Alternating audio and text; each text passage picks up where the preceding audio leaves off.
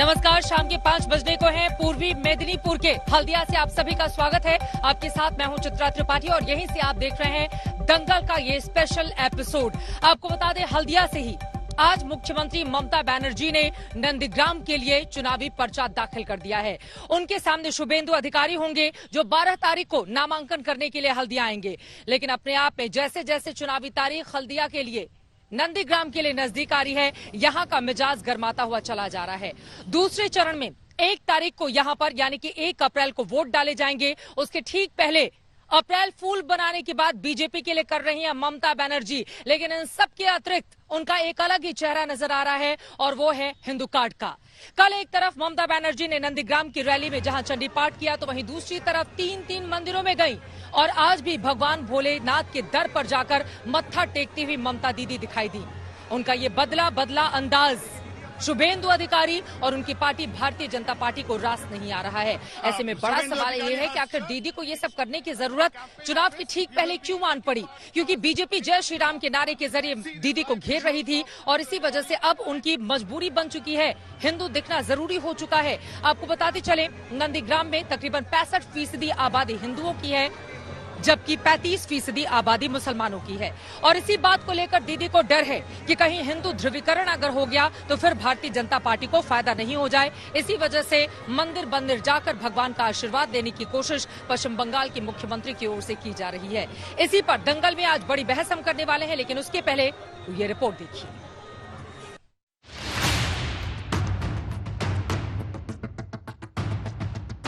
बंगाल की मुख्यमंत्री ममता बनर्जी ने नंदीग्राम से चुनावी पर्चा भर दिया है। लेकिन आज की बंगाल की सबसे बड़ी सियासी तस्वीर उनका नॉमिनेशन भरना नहीं, बल्कि नॉमिनेशन से पहले 1000 साल पुराने महारुद्र सिद्धनाथ मंदिर में पूजा करना है।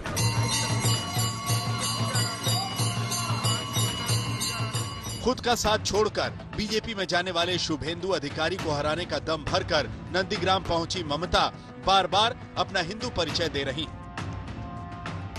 पहले नंदीग्राम के मंच से चंडी पाठ किया था, खुद को हिंदू ब्राह्मण बताया था। যারা হিন্দু মুসলমান করছেন তাদের আমি পরিষ্কার বলি, শুনে রাখুন, আমিও হিন্দু ঘরের মেয়ে, আমার সাথে হিন্দু কার্ড খেলতে যাবেন না। আমার সাথে হিন্দু কার্ড খেলতে গেলে আগে বলুন আপনি নিজে ভালো হিন্দু কিনা। হিন্দু ধর্মের আদর্শ মানুষকে ভালোবাসা। नंदीग्राम में कल ही ममता ने पहले हरि मंदिर, फिर दुर्गा मंदिर और फिर जगन्नाथ मंदिर के दर्शन किए थे। हालांकि ममता ने नंदीग्राम में मजार पर चादर भी चढ़ाई थी, लेकिन बीजेपी के नेताओं ने ममता को चुनावी हिंदू कहना शुरू कर दिया है। शुभेंदु अधिकारी का आरोप है कि 10 साल तक तुष्टीकरण करने वाली ममता का जब वोट बैंक खिसका है तो वो नौटंकी कर रही। शुभेंदु ने ममता के चंडी पाठ को भी अशुद्ध कहा है। ममता बनर्जी ने गलत सरस्वती मंत्र बोला, ममता बनर्जी ने गलत चंडी पाठ किया। ममता बनर्जी राम शब्द सुनकर गुस्सा आता है, अपशब्द बोलता है, इसलिए जोगी जी पूजा पाठ करता है। असली मंत्र सुनने के लिए जोगी जी को एक बार लाना ही पड़ेगा। नहीं, ये मेरा मन का इच्छा। मैं ये हिंदू धर्म का इतना सत्यानाश कर रहा है। हमारी इंडिया की सबसे बड़ी प्रदेश की चीफ मिनिस्टर है, वो सुबह गोरखपुर की मठ की महाराज है, उसको आना चाहिए सही मंत्र सुनने के लिए। नंदीग्राम में शुभेंदु अधिकारी भी हिंदुत्व और राष्ट्रवाद का दांव चल रहे हैं। उनके चुनाव दफ्तर में भारत माता की पूजा हुई। आप देख सकते हैं शुभेंदु अधिकारी का चुनावी कार्यालय नंदीग्राम में, यहाँ पे सुबह से पूजा हो रही है। और सबसे महत्वपूर्ण बात जो है कि जो पुरोहित यहाँ पे पूजा कर रहे हैं, भारत माता की पूजा हो रही है। आप देख सकते हैं किस तरह से भारत माता का एक इमेज, एक रूप, प्रतिरूप यहाँ पे रखा गया है और उसी का पूजा यहाँ पे सुबह से हो रहा है। शुभेंदु आज बजरंग बली की शरण में भी गए। वैसे हिंदू कार्ड के अलावा लड़ाई इस बात की भी है कि नंदीग्राम का अपना कौन है। नंदीग्राम में जगह जगह पोस्टर नजर आ रहे हैं जिसमें लिखा है कि नंदीग्राम को बेटा चाहिए, बाहरी नहीं। जबकि ममता बार बार कह रही हैं कि वो अपना नाम भूल सकती हैं, नंदीग्राम नहीं। चाहे वो 7 मार्च हो, चाहे 10 दिसंबर हो, चाहे 14 मार्च हो, हर दिन हर तरह मैं नंदीग्राम आंदोलन को साथ दिया है। और इसी के लिए मेरे को दिल चाहते थे, जैसे मैं किसान आंदोलन के लिए 26 दिन हंगर स्ट्राइक किया था, 14 डेज हम धरना किया था। इसी के लिए मेरे दिल कभी कभी चाहते थे जे कभी एक दफे हम सिंगूर नहीं तो नंदीग्राम दोनों से एक हम कंटेस्ट करें। नंदीग्राम सिर्फ एक सीट है, लेकिन वहां बंगाल का कुरुक्षेत्र बन गया है। इस बीच प्रधानमंत्री नरेंद्र मोदी ने बीजेपी सांसदों से कहा है कि बंगाल में बीजेपी की जीत तय है। नंदीग्राम से सूर्याग्नि और अनुपम मिश्रा के साथ इंद्रजीत कुंडू, आज तक। हिंदू दिखना चुनावी मजबूरी आखिर क्यों है? नेताओं की इसी बात को लेकर दंगल में हम चर्चा करने वाले हैं। कई खास मेहमान इस वक्त हमारे साथ जुड़ चुके हैं, जिनका तारुफ परिचय आपसे करवा देती हूं। भारतीय जनता पार्टी के राष्ट्रीय प्रवक्ता संबित पात्रा इस वक्त हमारे साथ जुड़ चुके हैं। टीएमसी के प्रवक्ता सुपर्णो मोइत्रा इस वक्त हमारे साथ मौजूद हैं। कांग्रेस पार्टी के प्रवक्ता शुद्धो बैनर्जी इस वक्त आप उनको लाइव देख रहे हैं, और साथ ही हमारे साथ मौजूद है संगीत रागी, जो कि आरएसएस के जानकार हैं। लेकिन सबसे पहले शुरुआत संबित पात्रा आपसे करते हुए, ममता बनर्जी ने स्पष्ट दो टूक साफ शब्दों में कहा है, मैं हिंदू हूं और मुझे कोई हिंदू का पाठ नहीं पढ़ाए। सीधे बीजेपी के लिए संदेश। देखिए चित्रा जी, आज मुझे अंग्रेजी में एक शब्द है जिसको डेजा वू कहते हैं, अर्थात ऐसे लगता है मानो पहले भी ये घटनाएं हो चुकी थी और दोबारा वही घटनाएं अपने आप को दोहरा रही है। आप याद कीजिए 2019 के चुनाव से पहले राहुल गांधी जी ने बिल्कुल यही किया था जो आज ममता बनर्जी कर रही है। अचानक राहुल गांधी, जो पहले कभी राम जी का नाम तक लेना पसंद नहीं करते थे, अचानक लाओ लाओ मेरा जनेऊ लेके आओ, मैं कोट के ऊपर ही अपना जनेऊ पहन लूं। अचानक चिता चैतन्य लगा करके, भस्म विभूषित होकर के वो शिव मंदिर पहुंचना आरंभ कर दिया था। और फिर याद करिए प्रियंका वाड्रा जी ने तो राधे मां का स्वरूप धारण कर लिया था। 3 दिन तक एक फोटो है, आपको याद है कि नहीं मुझे पता नहीं, वो लाल रंग की चुनरी इत्यादि पहन के, अच्छी बात है, पूजा कर रही थी। 3 दिन तक मैं सोचा कि वो राधे मां है। बाद में किसी ने बताया राधे मां नहीं है, ये प्रियंका वाड्रा है। बाद में 2019 के चुनाव में क्या हश्र हुआ आपने देखा।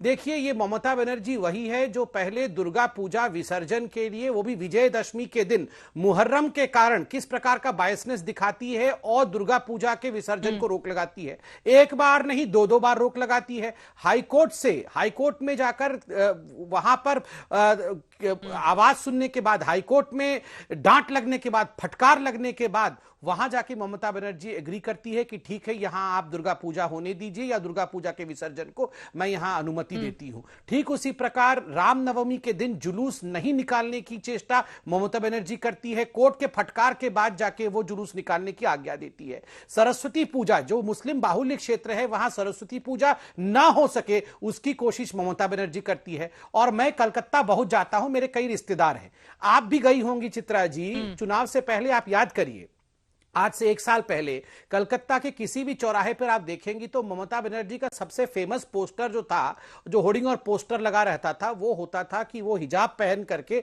ऐसे करके मतलब हैप्पी ईद, और केवल नमाज पढ़ते हुए पोजीशन में दिखती थी, कभी दुर्गा पूजा करते हुए पोजीशन में दिखती नहीं थी।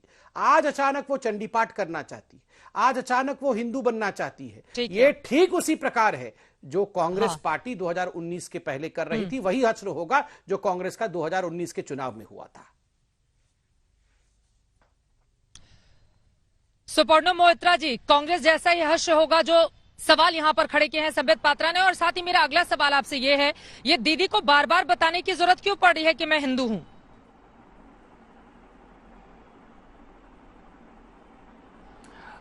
चित्रा जी नमस्कार।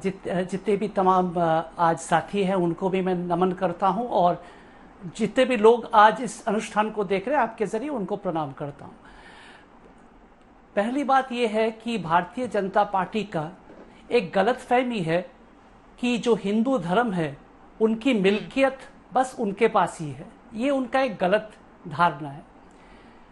ममता दीदी ने बार बार यही कहा कि वो जब धर्म, उनका व्यक्तिगत धर्म जो भी हो, हालांकि वो हिंदू खानदान में पैदा हुई है, ब्राह्मण की बेटी भी है, लेकिन उनका व्यक्तिगत धर्म के साथ एक सरकार की कार्य प्रणाली में उसके साथ कोई संबंध नहीं है। क्योंकि कोई भी सरकार जब चलता है, सरकार का एक नीति होता है, एक विश्वास होता है जिसके आधार पर वो चलते हैं।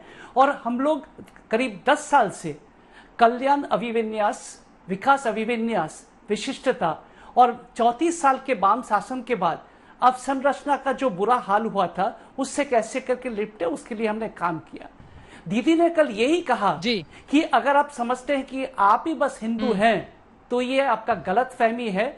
मैं भी हिंदू हूं, लेकिन मैं राजनीति से अपना व्यक्तिगत धर्म को दूर रखने की कोशिश करता हूं। दुख की बात यह है चित्रा जी, बीजेपी के ट्रैक पर क्यों दौड़ने लगी दीदी? बहुत सम्मानीय आदरणीय है। मैं बीजेपी अगर जय श्री राम के नारे लगा रही है, बीजेपी जो भी करे, नहीं बीजेपी के ट्रैप में फंस गई ना फिर तो ममता बनर्जी, जिनको बताना पड़ रहा है कि मैं पूजा कर रही हूँ, देखिए मैं हिंदू हूँ, देखिए मुझे कोई हिंदू धर्म का पाठ ना पढ़ाए।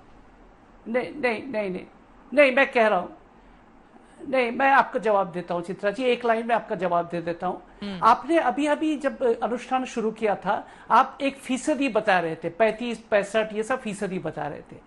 अगर सब लोग समझ जाएंगे कि ये ऐसे करने से दीदी ठीक नहीं कर रही है, क्या आप समझते हैं कि दीदी का कुछ भी बुद्धि नहीं है कि वो ऐसे काम करे कि वो इलेक्शन हार जाए? वो ऐसे करने वाले नहीं है। वो जो भी करते हैं डंके के चोट पे करते हैं। और हम लोग जो कल्याणकारी योजनाएं लाए हैं और 10 साल हमने सरकार चलाई, इसमें खामियां जरूर हो सकता है, लेकिन दुर्भाग्य की बात यह है जब बेरोजगारी, महंगाई, कल्याणकारी योजनाओं का जिक्र कहाँ हो रहा है? मंच से तो चंडी पाठ हो रहा है। ठीक है, मैं लौटूंगी आपके पास। केंद्रीय मंत्री गिरिराज सिंह की ओर से कहा गया है कि नर्वस हो गई हैं दीदी रोहिंग्याओं की तरह, इस वजह से उनको समझ में नहीं आ रहा है कि मंदिर जाएं कि मस्जिद जाएं। इस पर आप बोलिएगा। बाकी मेहमानों को एक बार जल्दी से शामिल कर लो। शुद्धो बनर्जी जी कांग्रेस पार्टी की ओर से हमारे साथ जुड़े हुए हैं। शुद्धो, आपने सुन लिया संबित पात्रा को। सबसे पहले उन्होंने कहा कि चुनावों के पहले राहुल गांधी, प्रियंका गांधी को खूब भी हमने मंदिर जाते हुए देखा, लेकिन हश्र क्या हुआ ये देश के सामने है। ये ममता बनर्जी का मंदिर जाना लेकिन कांग्रेस पार्टी को इतना क्यों खल रहा है? आप कह रहे हैं कि बीजेपी से कॉम्पिटिशन कर रही है ममता बनर्जी। सबसे पहले आपको धन्यवाद दूं। आज मेरा एक सपना साकार हो गया। मैं संबित जी के साथ रूबरू होने के लिए कब से सपना देख रहा था। एक दिन ये सर्वधर्म समभाव का ये देश है। यहाँ पे कोई भी आशीर्वाद लेने के लिए चर्च, मंदिर, मस्जिद कहीं पे भी जा सकते हैं। और ये हिंदू धर्म की बात है, मुस्लिम धर्म की बात है। लेकिन जो हिंदुत्ववादी है, जो धर्म को, राम जी को अपने चुनाव एजेंट बना देते हैं, जो मस्जिद तोड़ के मंदिर बनाने के एक प्रतिज्ञा प्रॉमिस से अपने चुनाव जीतने के कोशिश करते हैं, वही हिंदू धर्म के ठेकेदार ये लोग नहीं हैं। ये हिंदुत्व के साथ हिंदू धर्म का कोई संपर्क नहीं है, तो दोनों को आप मिलाइए ही नहीं। जहां तक राहुल गांधी और प्रियंका गांधी के बारे में संबित जी ने बहुत कुछ बताया है। मुझे भी 2019 के बारे में एक चीज याद आया है, शायद संबित जी 2019 को भूल नहीं पाते हैं, कि पुरी से एक डॉक्टर साहब, पता नहीं वो पहले भी एक निगम चुनाव में हार चुके थे दिल्ली से, एक हाथ में जगन्नाथ जी के मूर्ति लेके ऐसे घूम रहे थे, लगभग बिना दाढ़ी के, थोड़ा हेल्दी बाबा रामदेव की तरह। लेकिन भाई साहब को वहां से चुनाव से जीत हासिल नहीं हुई, फिर वापस आ गए दिल्ली और अभी भी 2019 को सदमे से निकल नहीं पाए और हमेशा सपने में भी राहुल जी और प्रियंका जी को दिखाई देते हैं। और जो अभी सुपर्णा मैत्री जी को मैं बताना चाहता हूँ, बहुत ही शुद्ध हिंदी बोल रहे हैं, लेकिन भाजपा से जो है वो शायद ये शुद्ध हिंदी से ज्यादा आप अगर थोड़ी कड़ी और डायरेक्ट बात करेंगे उनके लिए ठीक रहेगा। तो आज की बात यह है, आज शुभेंदु अधिकारी जी जो अपने आप को भूमिपुत्र कहते हैं, आज कभी जोगी जी को याद कर रहे, कभी स्मृति ईरानी को याद कर रहे, जो ममता बनर्जी की नाकाम सरकार के 10 साल से एक भागीदार रहे, आज वो सारे बात भुलवाने के लिए, सारे बात हिंदू धर्म के पर लाने के लिए इतना जघन्य कोशिश जो कर रहे हैं, इसके भागीदारी, इसके श्रेय ममता जी को भी जाती है। और ये भाजपा और तृणमूल मिल के आज के पेट्रोल, गैस, डीजल, नौकरी, महंगाई, कमाई, दवाई, पढ़ाई, ये सारे समस्या का हटा के अपने धर्म के आधार पर चुनाव को लड़ने के लिए कोशिश कर रहे हैं। लेकिन आपको बता दूं, बंगाल की जनता जागरूक है। संबित पात्रा जी को बिल्कुल 2019 की तरह 2021 में भी बीजेपी को, अब उनके साथ जो हुआ था पुरी में, बीजेपी को बंगाल में ही होगा। नेता कब आएंगे यहाँ पर? यहाँ की जनता तो जागरूक है, लेकिन सवाल यह है कि आपके नेता लोग कब आएंगे यहाँ पर? अगर ग्राउंड पर जाइए तो मुख्य मुकाबले में बीजेपी और टीएमसी ही दिखाई दे रहे हैं। बाकी तो पार्टियां बहुत पीछे छूट गई हैं। और कांग्रेस पार्टी आप शुद्ध हिंदी सिखा रहे हैं यहाँ पर, दूसरों को नेतागिरी सिखा रहे हैं, लेकिन कांग्रेस पार्टी जिसने बंगाल में सबसे ज्यादा राज किया, वो कहां पर खड़ी है इस समय? आपको कल भी इस सवाल का जवाब दिया था नंदीग्राम में। नंदीग्राम है जमीन के साथ, जमीन के ऊपर नागरिकों का अधिकार की लड़ाई का एक नाम है। शुभेंदु अधिकारी आज मोदी जी के नुमाइंदे बन चुके हैं, जो जमीन को अपने कॉर्पोरेट दोस्तों को बेचना चाहते हैं। और ममता दीदी अपने किए पर अपने पश्चाताप लेके उधर पहुंच गए, अगर अपने बिल्कुल इज्जत बचा पाई। ये दोनों की यही हालत होने वाली है, देख लेना। नंदीग्राम में जिस सरकार के खिलाफ यहाँ के लोगों ने बगावत की थी, अब उसी के साथ मिलकर उसी पार्टी के साथ आप चुनावी मैदान में हैं। इसका जवाब दीजिएगा। संबित पात्रा, जल्दी से आप बोल लीजिए, कुछ जवाब देना चाह रहे थे संगीत रागी, उसके बाद मैं फौरन आपके पास आऊंगी। संबित पात्रा। देखिए चित्रा जी, मैं कांग्रेस के प्रवक्ता, वो मेरे साथ डिबेट करना चाहते थे, मगर मैं उनके साथ उलझना नहीं चाहता, क्योंकि कांग्रेस इस चुनाव में ना 3 में है ना 13 में है। वो तो कम्युनिस्टों के ऊपर राइड कर रही है, उनके साथ चलने की कोशिश कर रही है। वही कम्युनिस्ट पार्टी जिनका स्लोगन था कांग्रेसेर कालो हाथ, मोड़िए दियाओ, भांगिए दाओ, तोड़ दो, मोड़ दो, कांग्रेस का काला हाथ था उनके साथ। सर मैं आपके बीच में नहीं बोला था, सुन लीजिए। देखिए, और चुनाव हारने की बात, अरे राहुल गांधी को स्मृति, एक सेकंड सर, राहुल गांधी को स्मृति ईरानी ने अपने घर में क्या किया अमेठी में, आप मुझे देख रहे हैं? अमेठी से भगा दिया राहुल गांधी को। राहुल गांधी का वहां सुपड़ा साफ कर दिया स्मृति ईरानी ने, जमानत जब्त करा के भगाया है राहुल गांधी को अमेठी से। आप यहां मेरे चुनाव का कंपैरिजन मत करिए, पहले अपने राहुल बाबा को संभालिए। अब आपका विषय इतना ही था, खत्म हो गया। अब मैं टीएमसी के प्रवक्ता से बात करूंगा। देखिए, सुपर्णो जी अच्छे व्यक्ति हैं, उन्होंने हिंदुत्व और हिंदू के बारे में बात किया। मैं सुपर्णो जी से पूछना चाहता हूं, अगर ममता बनर्जी असली हिंदू है, और आपने तो कह दिया ये छोटी मोटी हिंदू नहीं है, ये तो ब्राह्मण की बेटी है, ठीक उसी प्रकार जैसे रणदीप सुरजेवाला ने कहा था कि राहुल गांधी कोई छोटे मोटे हिंदू नहीं है, वो जनेऊधारी ब्राह्मण हिंदू है। अगर ममता बनर्जी असली हिंदू है तो सीएए का कानून जब आया था, हिंदुओं को मुक्ति दिलाने की बात जब हमने की थी, और बंगाल में सबसे बड़ी कम्युनिटी मतुआ कम्युनिटी जो हिंदू हैं, बांग्लादेश में जिनका ओरिजिन हुआ, बांग्लादेश में उनके ऊपर अत्याचार हुआ, उनको बंगाल में जब सिटीजनशिप देने की बात हुई तो ममता बनर्जी ने कहा ना होबे ना, काका छीची, काका छीची, काका चीची। अरे आप अगर हिंदुओं की हितैषी है तो काका चीची क्यों? काका लाला होना चाहिए था। आप एक तरफ बोलेंगे कि मैं चंडीपाठ करूंगी और दूसरी तरफ आप बोलेंगे काका छीची। इस तरह के हिंदुओं को चुनावी हिंदू ही कहा जाता है, फैंसी ड्रेस हिंदू ही कहा जाता है। आज आप बोलिए कि जो मतुआ समाज है, बीना पानी देवी के आगे सर झुका करके वादा किया था। नहीं, मैं चित्रा जी ये कंप्लीट कर लूं, बहुत महत्वपूर्ण बात है। बीना पानी देवी 102 वर्ष की माता जी थी, वो पूरे मतुआ कम्युनिटी की लीडर थी। उनके सामने 2016 के चुनाव से पहले ममता बनर्जी ने सर झुका करके वादा किया था कि मैं सीएए में मदद करूंगी, मगर सीएए में जब मदद नहीं किया, बीना पानी जी ने चिट्ठी लिखा था कि मेरा अभिशाप होगा, समाप्त होगी तुम्हारी सत्ता, और आज अभिशाप लग रहा है एक असली हिंदू बीना पानी देवी का।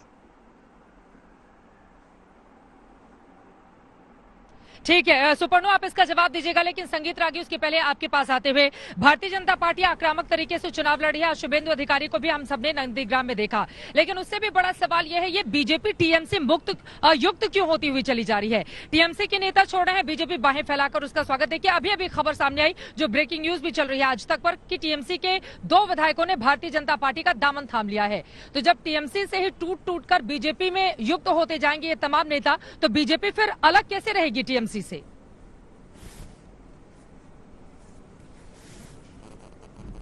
देखिए, इसके 2 पक्ष हैं। कई बार आपद धर्म का आपको निर्वाह करना पड़ता है। आखिर बाली को मारने के लिए राम जी ने भी सहारा लिया था। तो आपको एक बहुत बड़ा एक दुश्मन है जो 10 साल के अंदर पश्चिम बंगाल को इस्लामाइजेशन की तरफ धकेल दिया। वामपंथी लोग तो गुपचुप करते थे, ममता बनर्जी ने इसे खुले तौर पर किया। तो निश्चित तौर पर उनको हटाने के लिए, चूंकि वो देश के खिलाफ है, ममता बनर्जी जी का शासन जो है वो देश के खिलाफ जाएगा। आने वाले दिनों में यदि यह स्थिति बनी रही तो एक दूसरा कश्मीर इस देश में पैदा होने की के कगार पर है। मुझे लगता है कि यदि आप देखेंगे, हम वोटों का परसेंट यदि हम देखते हैं तो 2014 में हिंदुओं का वोट 21% भारतीय जनता पार्टी को मिला था। 2019 के चुनाव में वो करीब 36% सर्ज किया, आगे बढ़ा, यानी कि वो करीब कम्युनिटी वोट 57% हुआ। वहीं यदि आप देखेंगे कि ममता बनर्जी से हिंदुओं का विश्वास, जो करीब 40-42% हिंदू जो है वो वोट करते थे ममता बनर्जी के लिए, वो घट करके 32% रह गया। वामपंथियों से और कांग्रेस के टूट करके हिंदू जो है वो भारतीय जनता पार्टी के पास आए। ऐसी स्थिति में ये मजबूर कर रहा है, चूंकि ममता बनर्जी को ये पता है कि उन्होंने जो किया है, जैसे मां सरस्वती के प्रतिमा विसर्जन के अवसर पर, चूंकि वहां पर मुहर्रम के जुलूस हैं इसलिए हम नहीं निकालें। कभी बंगाल ने ऐसा सोचा था क्या इसीलिए बंगाल ने नोआखाली के बाद अपने आप का विभाजन स्वीकार किया था? लेकिन मालदा घटता है, वसीरहाट घटता है, पश्चिम वर्धमान जिले में कई ऐसी घटनाएं घटती हैं, मां बेटों को मार डाला जाता है और पुलिस रिपोर्ट तक नहीं FIR तक फाइल नहीं करती है उनकी सरकार के खिलाफ, उनकी पुलिस। तो ऐसी स्थिति में ये बात तो तय है कि ये हाईली पोलराइज्ड इलेक्शन होने वाला है। ममता बनर्जी को इस समय, बस 10 सेकंड लूंगा, ममता बनर्जी को ये अब डर सताने लगा है आप लोगों को कि बंगाल का हिंदू यदि पोलराइज 70% भारतीय जनता पार्टी के ये करता है। देखिए, सवाल ये फायदा और घाटे का नहीं है, सवाल देश के फायदे और घाटे का है। भारतीय जनता पार्टी का जीत इस बात के लिए नहीं है कि वो किसी पार्टी की जीत है, ये मुझे लगता है भारतीय राष्ट्रवाद की जीत होगी। यहीं से आखिर हिंदुत्व के बड़े बड़े पुरोधा निकले, यहीं से भारतीय जनसंघ के संस्थापक श्यामा प्रसाद निकले। हिंदुत्व शब्द भी यहीं से चंद्रनाथ बसु ने शुरू दिया था, जिसे बाद में सावरकर जी ने पॉपुलराइज किया। जिसका पूरे देश में ज्यादातर राज्यों में इस वक्त राज है, ठीक है, वो किसी भी पार्टी की जिम्मेदारी है ना। सिर्फ हम 65% हिंदुओं की ही बात क्यों कर रहे हैं? जो 35% मुसलमान है, क्या वो देश के बाहर के लोग हैं? क्या वो हिंदुस्तान के नागरिक नहीं है? उनकी बात आखिर क्यों नहीं की जाती है? इस सवाल के साथ मैं आपके पास जरूर आऊंगी। और बार बार ये ध्रुवीकरण की कोशिश करके चुनाव जीतने का माहौल क्यों तैयार किया जाता है? लेकिन उसके पहले, ठीक है सर, मैं लौटूंगी आपके पास सुपर्णो जी, लेकिन उसके पहले आपके पास आते हुए, ये ठीक है दीदी, इसीलिए तो ये दशा आ रही है। ममता बनर्जी ने तो उन्हीं 35% के लिए जवाब दीजिए। इनका ये कहना है कि ध्रुवीकरण का डर सता रहा है ममता बनर्जी को कि 70% हिंदू पोलराइज होकर अगर चले गए भारतीय जनता पार्टी के पास तो फिर दीदी की छुट्टी तय है और जब खेला हो पे चला जाएगा, परिवर्तन हो जाएगा। चित्रा जी, मैं संबित जी का भी बात बहुत ध्यानपूर्वक सुना, संगीत रागी जी का भी बात ध्यानपूर्वक सुना। मैं पहले संबित पात्रा साहब का जवाब देने की कोशिश करूंगा, क्योंकि खास लगाव है उनसे मेरा। तो उन्होंने CAA का बात उन्होंने कहा, उन्होंने मातुआ के बारे में भी बात उन्होंने कहा। मैं पहला चीज कह देता हूं चित्रा जी कि मातुआ के पास अगर इस देश का वो नागरिक नहीं है तो क्या डॉक्टर शांतनु ठाकुर क्या मेंबर ऑफ पार्लियामेंट बन सकते हैं अगर वो उस देश के नागरिक नहीं है? ये छोटा सा एक सवाल है, क्योंकि अगर मैं नादान हूं, मैं जानकार नहीं हूं, तो मैं सीखना चाहता हूं संबित जी से, जिनका संविधान के बारे में ज्यादा जानकारी है, कि जो नागरिक नहीं है तो कब से ऐसा कानून बन गया कि वो उस देश का भी सांसद बन सकते हैं। पहला सवाल उनके लिए ये है। दूसरा सवाल ये है कि 16 महीने पहले, जहां तक हमारी जो याददाश्त अगर गलत है ठीक रहे, तो 2019 में 10 और 12 दिसंबर संसद में, चलिए ये छोड़ देते हैं कि कैसे उन्होंने संसद में इसको बिना चर्चे किए हुए वो पास उन्होंने करवा लिया, क्योंकि अभिव्यक्ति पे वो और बातचीत पे वो विश्वास नहीं करते। चलिए उसमें मैं थोड़ा साइड में रख के बात करता हूं, लेकिन वो दिसंबर 2019 में कर दिया। करीब 14 से 16 महीने हो चुका है, अभी भी उसका जो रूल्स है, अभी भी वो नहीं फ्रेम नहीं हुआ। मुद्दा ये है चित्रा जी, मुद्दा ये है कि CAA या जो भी है ये कुछ करना नहीं चाहते, ये बस देश को बांटना चाहते हैं, धार्मिक ध्रुवीकरण के हिसाब से बांटना चाहते हैं। घृणा, विभाजन, कट्टरता, इनमें वो विश्वास रखते हैं। इनके पास और कोई पूंजी नहीं है। नंदीग्राम का अपना कौन, इस बात को भी लड़ाई लेकर छिड़ गई है, क्योंकि वहां पर बड़े बड़े पोस्टर्स लगाए गए हैं जिसमें बाहरी बेटी बनाम अपना बेटा का दांव चला जा रहा है बीजेपी की ओर से, और कहा जा रहा है कि नंदीग्राम को तो अपना बेटा ही चाहिए। इसी सवाल के साथ सीधे संबित पात्रा में आपके पास आते हुए, पहले तो बाहरी वर्सेस अंदरूनी की जो लड़ाई चल रही थी उस पर बीजेपी के नेता ममता बनर्जी पर तंज कस रहे थे, जब भी वो बीजेपी के नेताओं को बाहरी यूपी का, गुजराती या कहीं और का बता देती। लेकिन अब तो बीजेपी के नेताओं ने खुद ही पोस्टर चिपका दिए हैं नंदीग्राम में, बाहरी बताया जा रहा है ममता बनर्जी को, और कहा जा रहा है नंदीग्राम को अपना बेटा चाहिए। ये दांव खेलने की जरूरत क्यों आ पड़ी आप लोगों को? देखिए चित्रा जी, इसका तो जवाब दूंगा, मगर सबसे महत्वपूर्ण विषय यहां मतुआ समाज का है। मुझे कई लोगों ने अभी मैसेज भेजा है, और 3 करोड़ जनसंख्या, 10 करोड़ की जनसंख्या में 3 करोड़ जनसंख्या मतुआ बंधुओं की है। और अभी सुपर्णो भाई साहब ने जो बात कही है उसका मैं जवाब दूंगा, क्योंकि लोगों ने मुझे फोन करके बताया है और मुझे कुछ विषय भेजा है, मैं आपके सामने पढ़ देता हूं। अभी सुपर्णो जी ने कहा सिटीजनशिप क्यों चाहिए, क्योंकि उनका नाम तो वोटर लिस्ट में है, इसलिए वो ऑलरेडी सिटीजन है। मुझे अभी फोन किया गया और बताया गया कि आपका नाम वोटर लिस्ट में तो है, मगर मतुआ बंधुओं को पासपोर्ट नहीं दिया जाता है और उनको कास्ट सर्टिफिकेट नहीं दिया जाता है। पुलिस उन्हें बंद कर देती है और हरास करती है और फॉरेनर्स एक्ट के अंतर्गत करती है। और सबसे बड़ी बात, सुकृत रंजन विश्वास जो कि वाइस प्रेसिडेंट है सर्व भारतीय मतुआ महासभा, उनका स्टेटमेंट में पढ़ देता हूं, पब्लिक डोमेन में है। The CM has been trying to support us and said that voters card is enough to prove citizenship. The CM unfortunately is not aware of the bitter reality our people regularly face. We demand unconditional citizenship for the refugees instead of repealing the CAA. ये सुकृत रंजन जी ने कहा है, इसलिए यहां बरगलाने की कोशिश ना हो। जहां तक भीतरी और बाहरी अर्थात बाहरीगत का बात है, उस पे मैं जवाब देना चाहूंगा कि देखिए, ये गुजराती, ये पंजाबी, ये क्या है? हमारे यहां से लोग जा सकते हैं कैंपेनिंग करने, मगर टिकट लेके कौन लड़ रहा है? टिकट लेके लड़ने वाला व्यक्ति बंगाल की बेटी या बंगाल का बेटा ही है। नंदीग्राम से भी बंगाल का बेटा लड़ रहा है। शुभेंदु अधिकारी कोई बाहरी नहीं है, बल्कि उनका पूरा परिवार जो है नंदीग्राम का है। वहां कोई बाहर का है, नंदीग्राम से बाहर का आके कोई लड़ रहा है तो वो ममता बनर्जी है। आप मुझे पूरे बंगाल में बीजेपी का एक भी टिकट बता दीजिए जो हमने किसी और राज्य से वहां कंटेस्ट करने भेज दिया है कि 26 दिनों तक किसानों के समर्थन में आंदोलन किया था, उन्होंने भूख हड़ताल की थी, किसानों की लड़ाई लड़ी थी नंदीग्राम से। अब मैं इसका जवाब आप सुनिए, मैं आपको बताता हूं। आप तो नंदीग्राम में ही हैं और आप यहां पूछिए लोगों से जाकर, जो जमीन इन्होंने कहा कि हम इंडस्ट्रियलाइजेशन के लिए नहीं देंगे और वापसी दिलाए, उस जमीन पे आज कृषि नहीं हो सकता है, उस जमीन पे आज खेती नहीं हो सकती है, क्योंकि उस जमीन की उर्वरकता इंडस्ट्रियलाइजेशन के लिए समाप्त हो गया।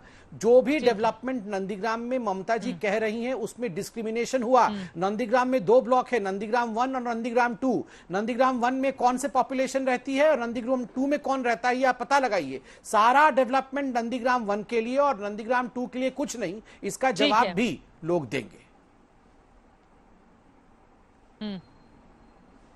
चलिए जवाब दीजिए सुपर्णो। और इसी के साथ मेरा एक और सवाल ये है, देखिए आईएसएफ भी चुनावी मैदान में है नंदीग्राम से, तो ममता दीदी दरअसल इस बात से भी डर गई हैं कि मुस्लिम वोटों का तो बंटवारा हो जाएगा, ऐसे में हो जाएगा उनको नुकसान, तो हर चुनावी मंच पर अब हिंदू बना जाए। इस सवाल का भी जवाब, और जो संबित पात्रा ने यहाँ पर आपसे सवाल पूछे, जवाब दीजिए।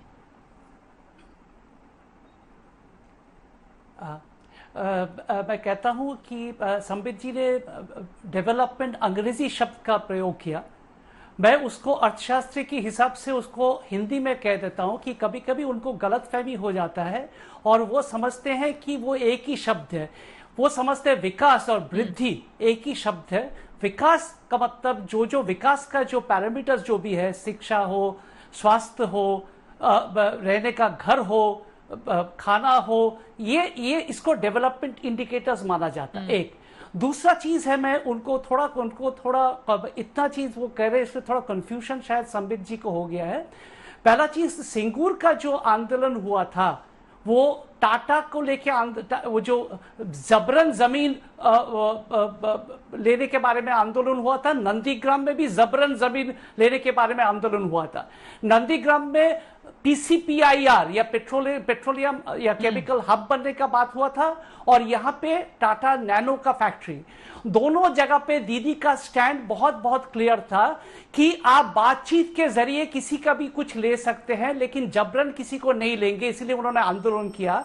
और अगर वो गलत होती तो 2013 में जो UPA 2 जाने के पहले जो right to compensation, right to fair compensation और जो लैंड एक्विजिशन, लेकिन भवानीपुर छोड़कर दीदी अगर नंदीग्राम आई करता है तो उसके पीछे एक बड़ी वजह यह भी तो रही कि भवानीपुर में लगातार उनका ग्राफ गिरता हुआ चला जा रहा था।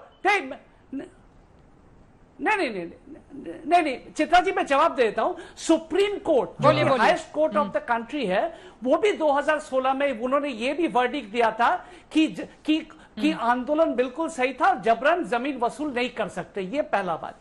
दूसरा बात है, आप पूछ रहे हैं कि भवानीपुर छोड़ के क्यों वो नंदीग्राम में जाके वो लड़ रही है। देखिए, बीजेपी का बात यह है कि वो चिट भी मेरी पट भी उनका है, वो सब उनका ही होता है। जब वो पहले बोलते हैं कि भवानीपुर में लड़ो, नंदीग्राम में तो जीत नहीं पाओगे।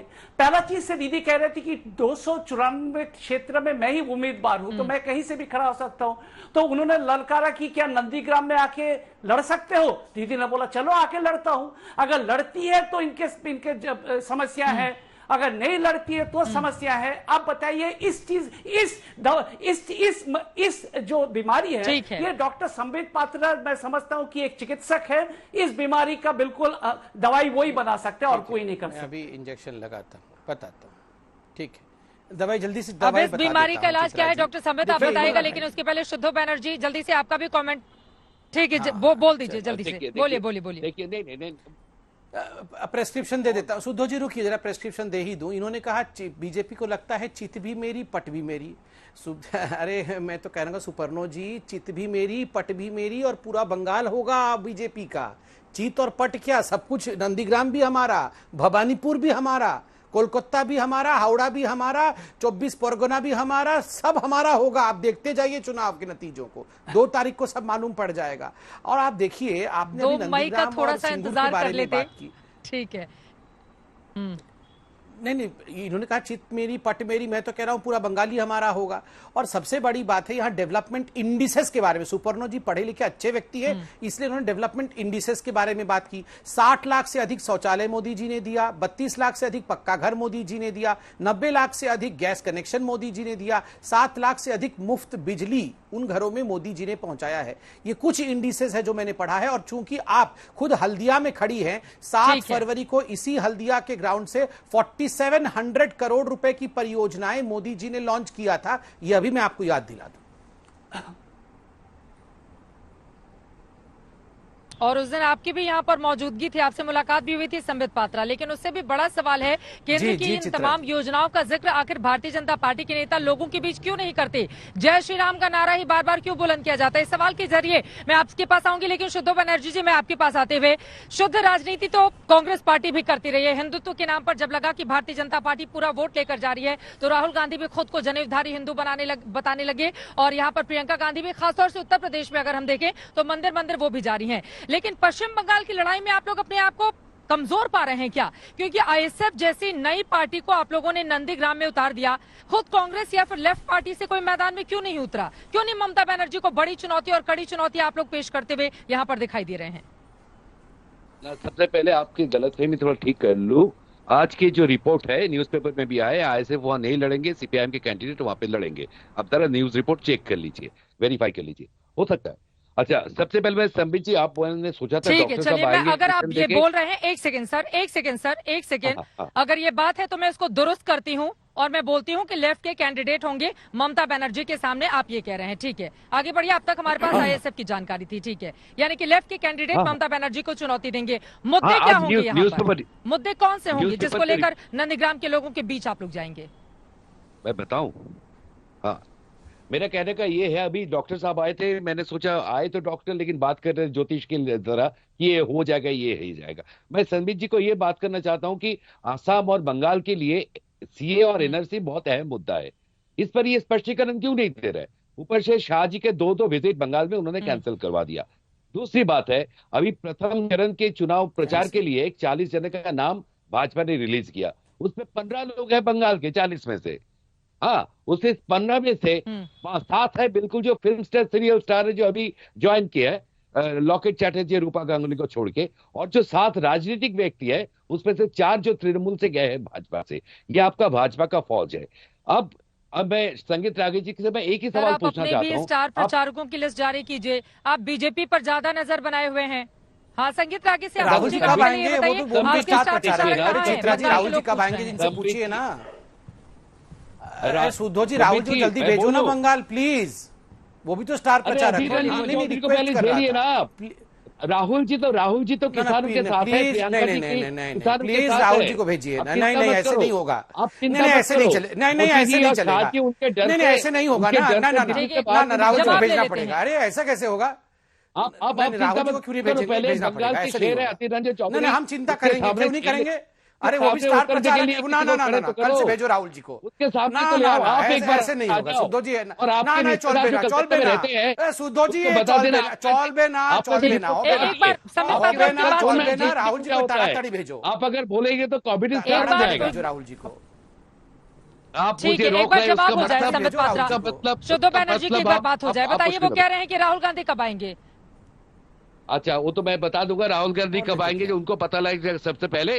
लेकिन अभी जो आंकड़े के सर्वे के हिसाब से संयुक्त मोर्चा की सीटें ऊपर जा रही है, भाजपा की नीचे जा रहे। राहुल गांधी आएंगे जब, तो भाजपा का दामो निशान नहीं रहेगा। और मैं संगीत रागी जी, मैं आपको संगीत रागी जी को पूछने दीजिए। संबित जी, संगीत रागी जी के पास यही सवाल है, जब आप हिंदू वोटों के आंकड़े गिना रहे थे, लेकिन डबल इंजन की सरकार जो थे, मध्य प्रदेश, राजस्थान, झारखंड, छत्तीसगढ़, दिल्ली, यहाँ के हिंदुओं को आप इस प्रचार के जरिए अपने तरफ क्यों नहीं ला पा रहे हैं? इस तरह जवाब संगीत रागी जी दे देंगे तो देश बड़ा उपकृत रहेगा। ठीक है, संगीत रागी जी जवाब दीजिए। वक्त की कमी है, ब्रेक पर जाना है। संगीत रागी उसके पहले जल्दी से। देखिए, मैं एक बहुत देखिए बहुत छोटी सी मैं टिप्पणी करना चाहूंगा। 2019 के चुनाव में यदि आप 42% वोट भी यदि तृणमूल कांग्रेस लाई, तो उसका बहुत बड़ा कारण था कि 2014 के मुकाबले जहां पर उसको 40% मुसलमानों का वोट मिला था, 70% मुसलमानों का वोट मिला। आज के दिन में यदि त्रिध्रुवीय राजनीति में जहां मुसलमानों का वोट स्प्लिट करता है, वैसी स्थिति में ममता बनर्जी की हार निश्चित है। और मैं इससे कतई इनकार नहीं कर सकता कि मुसलमानों का एक हिस्सा आज के दिन में कांग्रेस पार्टी को भी वोट कर सकता है। मैं इसे इनकार नहीं कर सकता, लेकिन ये भी ध्यान रखना चाहिए कि वामपंथी पार्टियों मतलब वोट बटेगा तो फायदा बीजेपी को होगा। ठीक है, संगीत रागी एक लाइन में सुपर्णो आपसे मैं जवाब जानूंगी। ठीक है सर, ठीक है सर। सुपर्णो जी, अब चूंकि ममता दीदी ने खुद को हिंदू बता ही दिया है, जय श्री राम का नारा तो वो नहीं लगाएंगे, लेकिन जनता और लोग पूछ रहे हैं कि जय सिया राम कहेंगे क्या मंच से? चित्रा जी, एक 10 सेकंड का ये जवाब तो वो दे पाएंगे, लेकिन खाली मैं संबित जी और संगीत रागी जी से इतना ही छोटा सा गुजारिश रहेगा आपके जरिए कि वो उतना उतावला ना हो, और अभी भी 30-40 दिन है, वो आराम से काम करे, लोगों के पास जाए, बातचीत करे।